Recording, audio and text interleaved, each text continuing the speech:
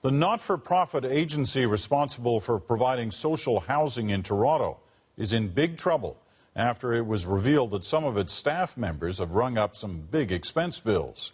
Toronto Community Housing is now facing criticism from both the mayor's office and its own tenants. Stephen D'Souza has that story tonight.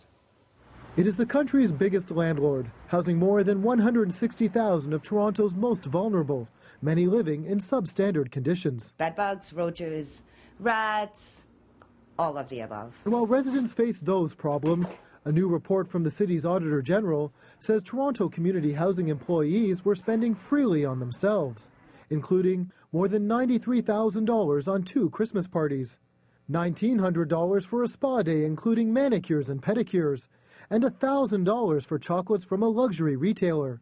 The auditor says that's in addition to millions in contracts that were either given directly to friends or had little or no paperwork attached. I realize the people in whom I put my trust were not deserving of that trust. Frankly, I feel betrayed. The agency's CEO and board chair were in place while some of the spending occurred, but both say they didn't know what was going on. I conducted myself with complete integrity with how I conducted my business. Obviously, others were not held to the same standard. They say employees have been fired, but wouldn't say how many. This is the latest scandal to hit the not-for-profit agency. In September, it drew criticism for the way it treated hundreds of residents after a major fire left them homeless. Toronto Mayor Rob Ford has long been a critic of public housing, saying the private sector could do better.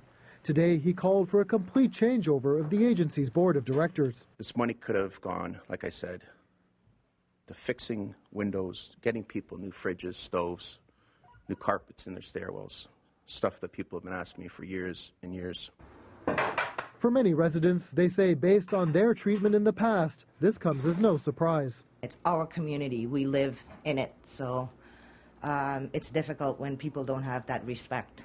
The mayor stopped short of calling for a complete dismantling of the agency and says he'll decide the CEO's fate after meeting with her later this week. Stephen D'Souza, CBC News, Toronto.